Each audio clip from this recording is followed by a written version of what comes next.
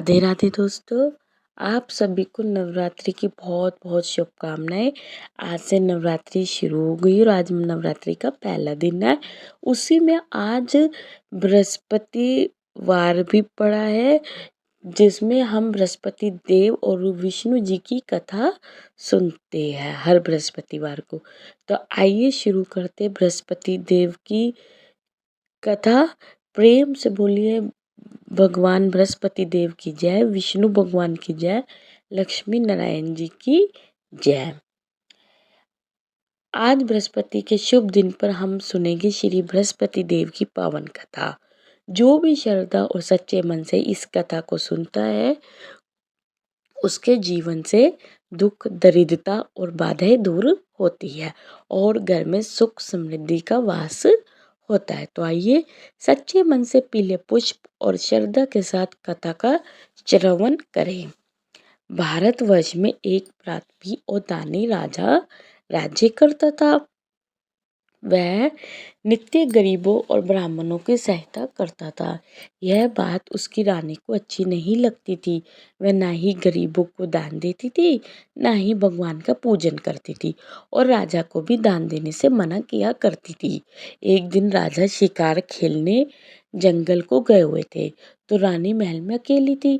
उसी समय बृहस्पति देव साधु वेश में राजा के महल भिक्षा लेने के लिए गए और भिक्षा मांगी, तो रानी ने भिक्षा देने से इनकार कर दिया और कहा, हे साधु महाराज, मैं तो दान पुण्य से तंग आ गई हूँ। मेरे पति सारा धन लुटाते रहते हैं। मेरी इच्छा है कि हमारा धन नष्ट हो जाए, फिर न रहेगा बांस और ना बजेगी बांसुरी। साधु ने कहा, देवी तुम तो बड़ी विचित्र हो। धन संतान तो सभी चाहते हैं, पुत्र और लक्ष्मी तो पापी के घर भी होने चाहिए। यदि तुम्हारे पास अधिक धन है तो भूखों को भोजन दो, प्यासों के लिए प्याऊ बनवाओ, मुसाफिरों के लिए धर्मशालाएं खुलवाओ। जो निर्धन अपनी कुंवारी कन्याओं का विवाह नहीं कर सकते, उनका विवाह करा दो। ऐसा और कई काम है जिनके करने से तुम्हारा यश लोक और परलोक में फैलेगा। परंतु रानी पर उपदेश का कोई प्रभाव नहीं पड़ा। वह बोली, महाराज आप मुझे कुछ ना समझाए। मैं ऐसा धन नहीं चाहती जो हर जगह बांटती फिरूं। साधु ने उत्तर दिया, यदि तुम्हारी ऐसी इच्छा है तो तथास्तु। तुम ऐसा करना कि बृहस्पतिवार को घर लीप कर पीली मिट्टी से अपना सिर धोकर स्नान करना, बट्टी चढ़ाकर कपड़े धोना। ऐसा करने से आपका सारा धन नष्ट हो जाएगा। इतना कहकर वह साधु महाराज वहां से आलोक हो गए और साधु के अनुसार कई बातों को पूरा करते हुए रानी को केवल 3 बृहस्पतिवार ही बीते थे कि उसकी समस्त धन संपत्ति नष्ट हो गई। भोजन के लिए राजा का परिवार तरसने लगा। तब एक दिन राजा ने रानी से बोला कि हे रानी, तुम यहीं रहो, मैं दूसरे देश को जाता हूँ, क्योंकि यहाँ पर सभी लोग मुझे जानते हैं, इसलिए मैं कोई छोटा कार्य नहीं कर सकता। ऐसा कहकर राजा प्रदेश चला गया। वहाँ वह जंगल से लकड़ी काट कर लाता और शहर में बेचता था। इस तरह अपना जीवन व्यतीत करने लगा। इधर राजा के प्रदेश जाते ही रानी और दासी दुखी रहने लगी। एक बार जब दासी और रानी को 7 दिन तक बिना भोजन के रहना पड़ा, तो रानी ने अपनी दासी से कहा, हे दासी, पास ही के नगर में मेरी बहन रहती है, वह बड़ी धनवान है, तू उसके पास जा और कुछ लेकर आ ताकि थोड़ा बहुत गुजारा बसर हो सके। रानी दासी की बहन के पास गई। उस दिन गुरुवार था और रानी की बहन उस समय बृहस्पतिवार व्रत की कथा सुन रही थी। दासी ने रानी की बहन को अपनी रानी का संदेश दिया, लेकिन रानी की बड़ी बहन ने कोई उत्तर नहीं दिया। जब दासी को रानी की बहन से कोई उत्तर नहीं मिला, तो वह बड़ी दुखी हुई और उसे क्रोध भी आया। दासी ने वापस आकर रानी को सारी बात बता दी। सुनकर रानी ने अपने भाग्य को कोसा। उधर रानी की बहन ने सोचा कि मेरी बहन की दासी आई थी, परंतु मैं उसे नहीं बोली, इससे वह बहुत दुखी हुई होगी। कथा सुनकर और पूजन समाप्त करके वह अपनी बहन के घर आई और कहने लगी, हे बहन, मैं बृहस्पतिवार का व्रत करने रही थी, तुम्हारी दासी मेरे घर आई थी, परंतु जब तक कथा होती है तब तक ना तो उठते हैं और ना ही बोलते हैं, इसलिए मैं नहीं बोली। कहो दासी क्यों गई थी? रानी बोली, बहन तुमसे क्या छुपाऊं, हमारे घर में खाने तक को अनाज नहीं था। ऐसा कहते कहते रानी की आंखें भर आई। उसने दासी समेत पिछले 7 दिनों से भूखे रहने तक की बात अपनी बहन को विस्तार पूर्वक सुना दी। रानी की बहन बोली, देखो बहन, भगवान बृहस्पति देव सबकी मनोकामना को पूर्ण करते हैं। देखो शायद तुम्हारा घर में अनाज रखा हो। पहले तो रानी को विश्वास नहीं हुआ, पर बहन के आग्रह करने पर उसने अपनी दासी को अंदर भेजा तो उसे सचमुच अनाज से भरा घड़ा मिल गया। यह देखकर दासी को बड़ी हैरानी हुई। दासी रानी से कहने लगी, हे रानी, जब हमको भोजन नहीं मिलता तो हम व्रत ही तो करते हैं, इसलिए क्यों ना हम इनसे व्रत और कथा की विधि पूछ ली जाए ताकि हम भी व्रत कर सकें। तब रानी ने अपनी बहन से बृहस्पतिवार व्रत के बारे में पूछा। उसकी बहन ने बताया, बृहस्पतिवार के व्रत में चने की दाल और मुनक्का से विष्णु भगवान का केले की जड़ में पूजन करें तथा दीपक जलाए, व्रत कथा सुने और पीला भोजन ही करे। इससे बृहस्पति देव प्रसन्न होते हैं। और व्रत और पूजन विधि बताकर रानी की बहन अपने घर को लौट गई। 7 दिन बाद जब गुरुवार आया तो रानी और दासी का व्रत रखा। गुरुसार में जाकर चना और गुड़ लेकर आई, फिर उनसे केले की जड़ तथा विष्णु भगवान का पूजन किया। अब पीला भोजन कहाँ से लाए, इस बात को लेकर दोनों बहुत दुखी थी, क्योंकि उन्होंने व्रत रखा था, इसलिए बृहस्पति देव उनसे प्रसन्न थे। इसलिए वे साधारण व्यक्ति का रूप धारण करके 2 थालों में सुंदर पीला भोजन दासी को दे गए। भोजन पाकर दासी बहुत प्रसन्न हुई, फिर रानी के साथ मिलकर भोजन ग्रहण किया। उसके बाद वे सभी गुरुवार को व्रत और पूजन करने लगी। बृहस्पति भगवान की कृपा से उनके पास फिर से धन संपत्ति आ गई, परंतु रानी फिर से पहले की तरह आलस करने लगी। तब दासी बोली, देखो रानी, तुम पहले भी इस प्रकार आलस करती थी, तुम्हें धन रखने में कष्ट होता था, इस कारण सभी धन नष्ट हो गया, और अब जब भगवान बृहस्पति देव की कृपा से धन मिला है तो तुम्हें फिर से आलस होता है।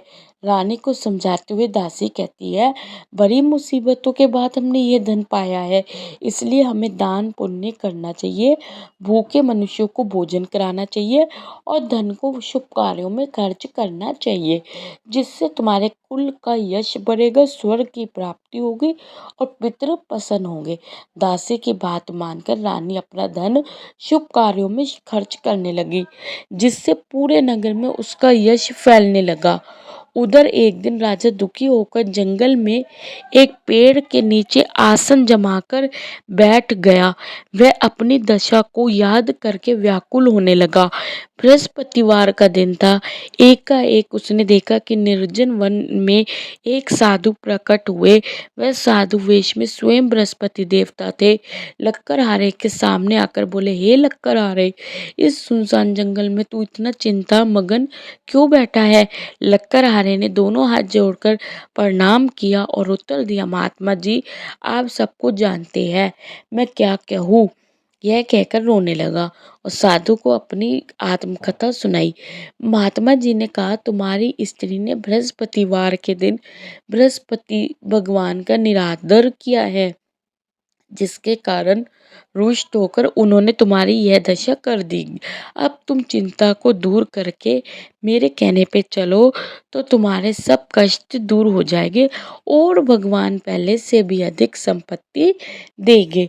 तुम बृहस्पति के दिन कथा किया करो, 2 पैसे के चने मुनक्का लाकर उसका प्रसाद बनाओ और शुद्ध जल में लोटे में शक्कर मिलाकर अमृत तैयार करो।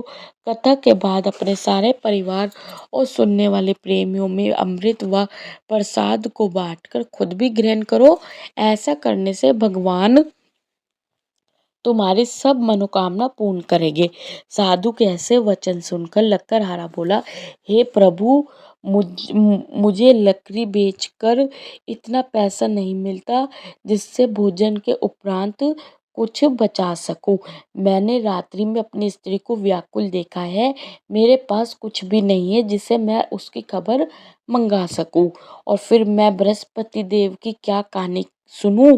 मुझको तो कुछ भी मालूम नहीं है। साधु ने कहा, हे लक्कड़हारी, तुम किसी बात की चिंता मत करो। बृहस्पतिवार के दिन तुम रोजाना की तरह लकड़ियाँ लेकर शहर को जाओ। तुमको रोज से दुगना धन प्राप्त होगा, जिससे तुम भली भांति भोजन कर लोगे और बृहस्पति देव की पूजा का सामान भी आ जाएगा। बृहस्पति देव की कथा इस प्रकार है, सुनो। प्राचीन काल में एक ब्राह्मण रहता था। वह बहुत निर्धन था। उसकी कोई संतान नहीं थी। उसकी स्त्री बहुत मलिनता के साथ रहती थी। वह स्नान नहीं करती थी, किसी भी देवता का पूजन नहीं करती थी। इससे ब्राह्मण देवता बहुत दुखी थे। बेचारे बहुत कुछ कहते थे, किंतु उसका कुछ परिणाम नहीं निकला। भगवान की कृपा से ब्राह्मण की स्त्री के कन्या रूपी रतन पैदा हुआ। कन्या बड़ी होने पर प्राप्त स्नान करके विष्णु भगवान का जाप और बृहस्पतिवार का व्रत करने लगी। अपने पूजन पाठ को समाप्त करके विद्यालय जाती तो अपनी मुट्ठी में जौ भर के ले जाती और पाठशाला के मार्ग में डालती जाती। तब ये जो स्वर्ण के हो जाते तो लौटते समय उनको बिनकर घर में लाती। एक दिन वह बालिका सूप में उस सोने के जौ को फटक कर साफ कर रही थी कि उसके पिता ने देख लिया और कहा, हे बेटी, सोने के जौ के लिए तो सोने का सूप होना चाहिए। दूसरे दिन बृहस्पतिवार था। इस कन्या ने व्रत रखा और बृहस्पति देव से प्रार्थना करके कहा, मैंने आपकी पूजा जा सच्चे मन से की है तो मेरे लिए सोने का सूप दे दो। बृहस्पति देव ने उसकी प्रार्थना स्वीकार कर ली। रोजाना की तरह वह कन्या जौ फैलाती हुई जाने लगी। जब लौटकर जौ बिन रही थी तो बृहस्पति देव की कृपा से सोने का सूप मिला उसे। वह घर ले आई और उसमें जौ साफ करने लगी, परंतु उसकी माँ का वही ढंग रहा। एक दिन की बात है कि वह कन्या सोने के सूप में जौ साफ कर रही थी कि उस समय उस शहर का राजपुत्र वहां से होकर निकला। इस कन्या के रूप और कार्य को देखकर मोहित हो गया और अपने घर जाकर भोजन और जल त्याग कर उदास होकर लेट गया। राजा को इस बात का पता लगा तो अपने प्रधानमंत्री के साथ उसके पास गए और बोले, हे बेटा, तुम्हें किस बात का कष्ट है? किसी ने तुम्हारा अपमान किया है अथवा और कोई कारण हो सो कहो, मैं वही कार्य करूँगा जिससे तुम्हें प्रसन्नता हो। अपने पिता के राजकुमार ने बातें सुनी तो वह बोला, मुझे आपकी कृपा से किसी बात का दुख नहीं है। किसी ने मेरा अपमान नहीं किया है, परंतु मैं उस लड़की से विवाह करना चाहता हूँ जो सोने के सूप में जौ साफ कर रही थी। यह सुनकर राजे आश्चर्य में पड़ गया और बोला, हे बेटा, इस तरह की कन्या का पता तुम ही लगाओ, मैं उसके साथ तेरा विवाह अवश्य ही करवा दूंगा। राजकुमार ने उस लड़की के घर का पता बताया। तब मंत्री उस लड़की के घर गए और ब्राह्मण देवता को सभी हाल बताया। ब्राह्मण देवता राजकुमार के साथ अपनी कन्या का विवाह करने के लिए तैयार हो गए तथा विधि विधान के अनुसार ब्राह्मण की कन्या का विवाह राजकुमार के साथ हो गया। कन्या के घर से जाते ही पहले की भांति उस ब्राह्मण देवता के घर में गरीबी का निवास हो गया। अब भोजन के लिए भी अन्न बड़ी मुश्किल से मिलता था। एक दिन दुखी होकर ब्राह्मण देवता अपनी पुत्री के पास गए। बेटी ने पिता की दुखी अवस्था को देखा और अपनी माँ का हाल पूछा। तब ब्राह्मण ने भी सभी हाल कहा। कन्या ने बहुत सा धन देकर अपने पिता को विदा कर दिया। इस तरह ब्राह्मण का कुछ समय सुखपूर्वक व्यतीत हुआ। कुछ दिन बाद फिर वही हाल हो गया। ब्राह्मण फिर अपनी कन्या के यहाँ गया और सारा हाल कहा तो लड़की बोली, हे पिताजी, आप माता जी को यहाँ ले आओ, मैं उन्हें विधि बता दूंगी जिससे उनकी गरीबी दूर हो जाएगी। वह ब्राह्मण देवता अपनी स्त्री को साथ लेकर पहुंचे तो अपनी माँ को समझाने लगी कि हे माँ, तुम प्राप्त कर प्रथम स्नान आदि करके विष्णु भगवान का पूजन करो तो सब दरिद्रता दूर हो जाएगी। परंतु उसकी माँ ने एक भी बात नहीं मानी और प्राप्त कर उठकर अपनी पुत्री के बच्चों की जूठन को खा लिया। इससे पुत्री को भी बहुत गुस्सा आया। उसने एक रात को एक कोठरी से सारा सामान निकाल दिया और अपनी माँ को उसमें बंद कर दिया। प्राप्त कर उसमें से उसे निकाला तो स्नान आदि करा के पूजा पाठ करवाया तो उसकी माँ की बुद्धि ठीक हो गई। इसके बाद वह नियम से पूजा पाठ करती और प्रत्येक बृहस्पतिवार को व्रत रखने लगी। इस व्रत के प्रभाव से उसके माता और पिता बहुत ही धनवान और पुत्रवान हो गए और बृहस्पति देवता के प्रभाव से इस लोक में सुख को भोगकर अंत में स्वर्ग को प्राप्त हुए। इस तरह कहानी कहकर साधु देवता वहां से अंतर्ध्यान हो गए। धीरे धीरे समय व्यतीत होने पर फिर वही बृहस्पतिवार का दिन आया।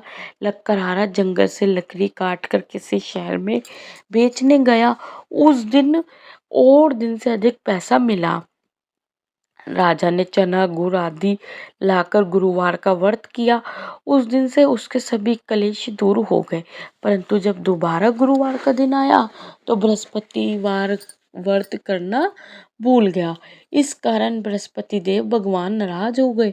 उस दिन उस नगर के राजा ने विशाल यज्ञ का आयोजन किया था तथा शहर में यह घोषणा करा दी गई थी कि कोई भी मनुष्य अपने घर में भोजन ना बनवाए, ना आग जलाए। समस्त जनता मेरे यहाँ भोजन करने आए, इस आज्ञा को जो ना मानेगा उसे फांसी की सजा दी जाएगी। इस तरह की घोषणा संपूर्ण नगर में करवा दी गई।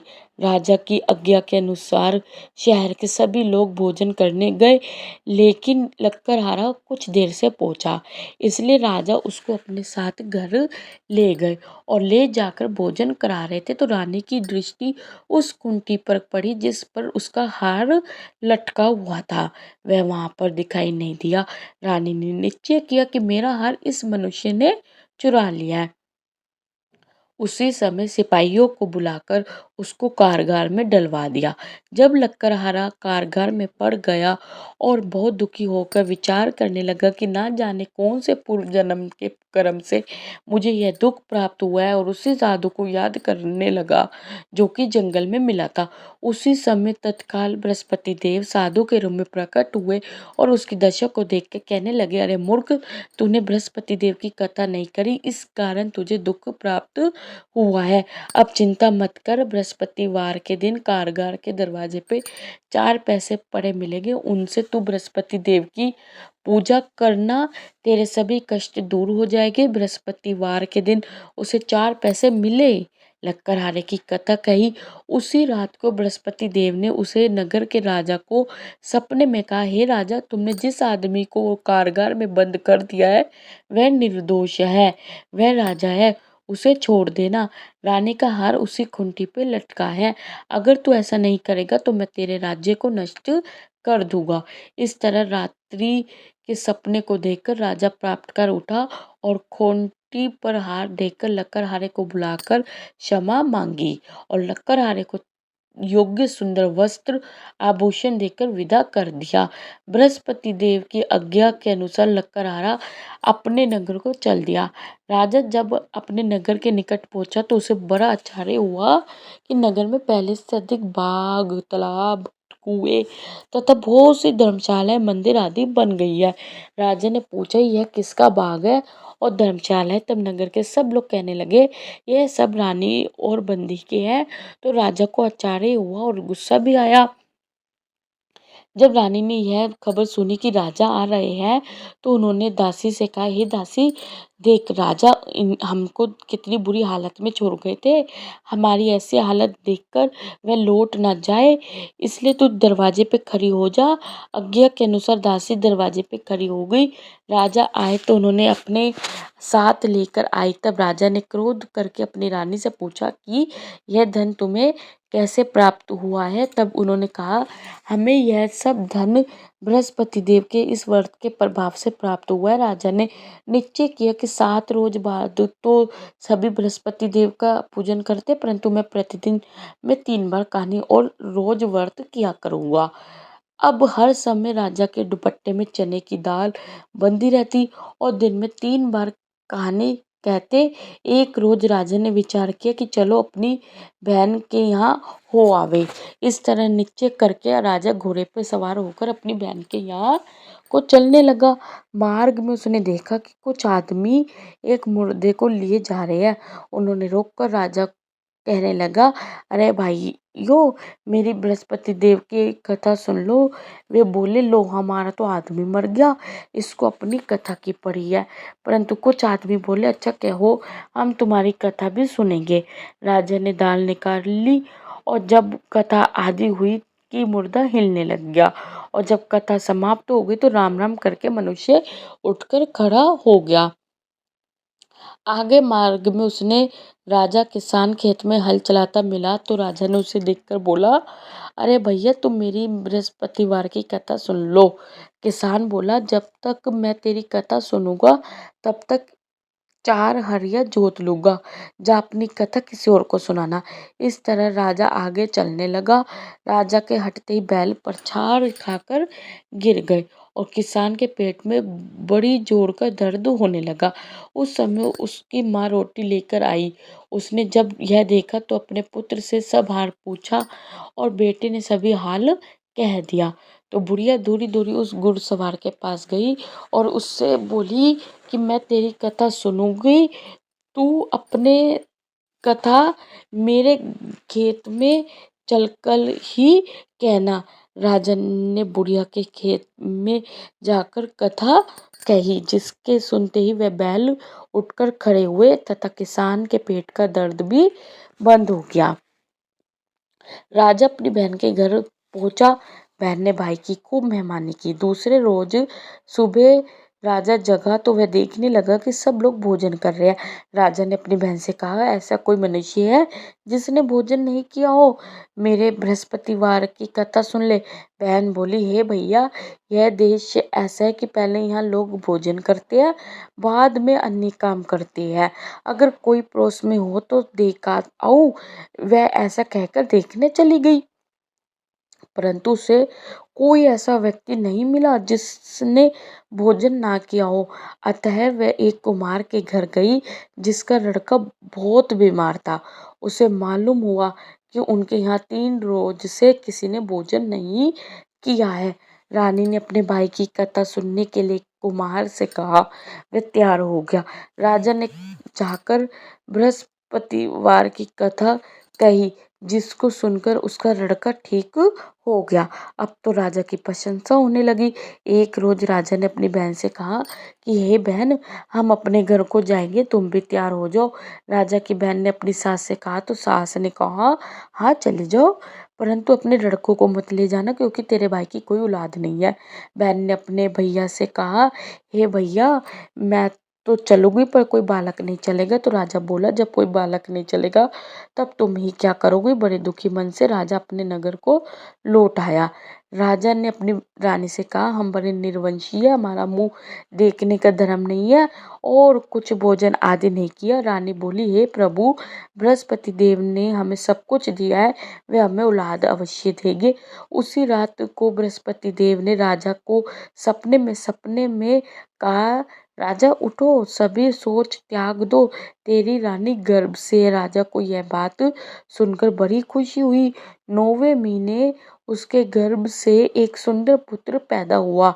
तब राजा बोला, हे रानी, स्त्री बिना भोजन के रह सकती है पर बिना कहे नहीं रह सकती। जब मेरी बहन आएगी तो मुझसे कुछ मत कहना। रानी ने सुनकर हाँ कर दिया। जब राजा की बहन ने ये शुभ समाचार सुना तो वह बहुत खुश हुई और बधाई लेकर अपने भाई के यहाँ आई। तभी रानी ने कहा, घोड़ा चढ़कर तो नहीं आई और गधा चढ़कर आई है। राजा की बहन बोली, भाभी मैं इस प्रकार ना कहती तो तुम्हें औलाद कैसे मिलती। बृहस्पति देव ऐसे ही है, जैसे जिसके मन में कामनाएं हैं सभी को पूर्ण करते हैं। जो सद्भावना पूर्वक बृहस्पतिवार का व्रत करता है, कथा पढ़ता है अथवा सुनाता है या दूसरों को सुनाता है या सुनता है, बृहस्पति देव उनकी सभी मनोकामना पूर्ण करते हैं। बृहस्पति देव की उनकी सदैव रक्षा करते हैं। जो संसार में सद्भावना और सच्चे हृदय से बृहस्पति देव का पूजन करते हैं, उनकी सभी मनोकामना उसी प्रकार पूर्ण होती है जैसे राजा और रानी ने बृहस्पति देव की कथा का गुणगान किया। उनकी सभी इच्छाएं बृहस्पति देव ने पूर्ण की। मनुष्य को हृदय से उनका मनन करते हुए जयकारा करना चाहिए। तो प्रेम से बोलिए, बृहस्पति देव की जय, विष्णु भगवान की जय, समस्त देवी देवताओं की जय। दोस्तों, इसी के साथ ये कथा संपूर्ण होती है।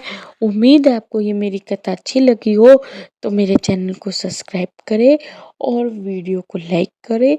और अगर आपको ज़्यादा पसंद आई ये कथा तो आप एक बार कमेंट में जय बृहस्पति देव, जय विष्णु भगवान, लक्ष्मी नारायण की जय जरूर लिखें। मिलते हैं आपको अगली वीडियो के संग। जब तक के लिए राधे राधे।